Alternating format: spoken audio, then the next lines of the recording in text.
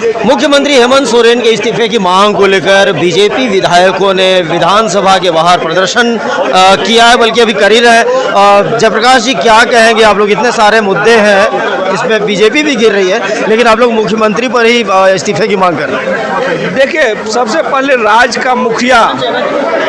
का मुखिया अगर अवैध चीज़ों में संलिप्त रहे, अवैध कारोबारों को बढ़ावा दे, तो कहीं ना कहीं यह संकेत होता है कि मुख्यमंत्री मिले हुए। जिस तरह से आप देख रहे होंगे कि मुख्यमंत्री के विधायक प्रतिनिधि, उनके सलाहकार को ईडी द्वारा बुलाया जा रहा है, उनके चहेते IAS IPS पर भ्रष्टाचार के आरोप लग रहे हैं। तो कहीं ना कहीं राज का जो विधि व्यवस्था को भी देख लीजिए। हमेशा यह सरकार, जो पुलिस को, राज को रक्षा करना काम है, यहाँ के लोगों को सुरक्षा देने का काम है, और वह पुलिस बालू पत्थर बेचवा रही है अवैध खनन करवा के। तो कहीं ना कहीं यह बड़ा चिंतनीय विषय है। निश्चित रूप से मुख्यमंत्री जी जिस पार्टी से आते हैं, जल जंगल जमीन रक्षा करना उनका मकसद रहता है, वही कहा कि वो सत्ता में आते हैं। और आप देख रहे होंगे कि जंगल को किस तरह से पत्थर यहाँ के अवैध खनन किए जा रहे हैं, जंगल को बर्बाद किया जा रहा है।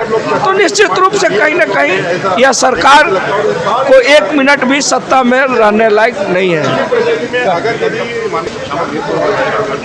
हमारे साथ अनंत ओझा है।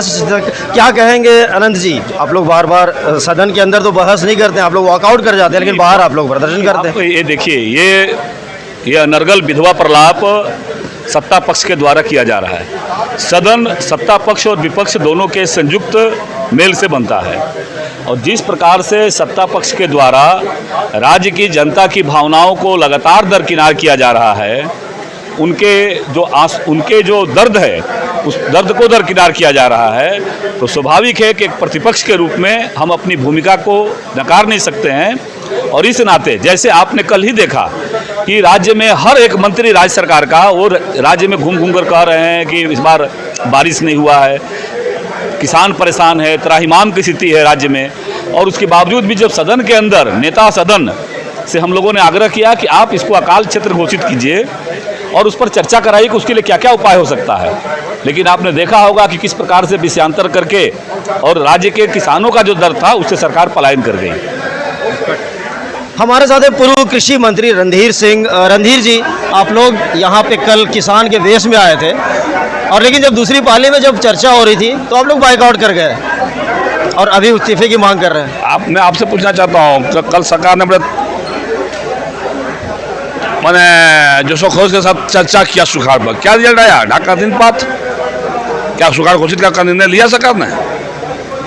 जब चर्चा में तो आप शामिल हो सकते थे ना, चर्चा होती। कौन जी का चर्चा? व्हाट चर्चा?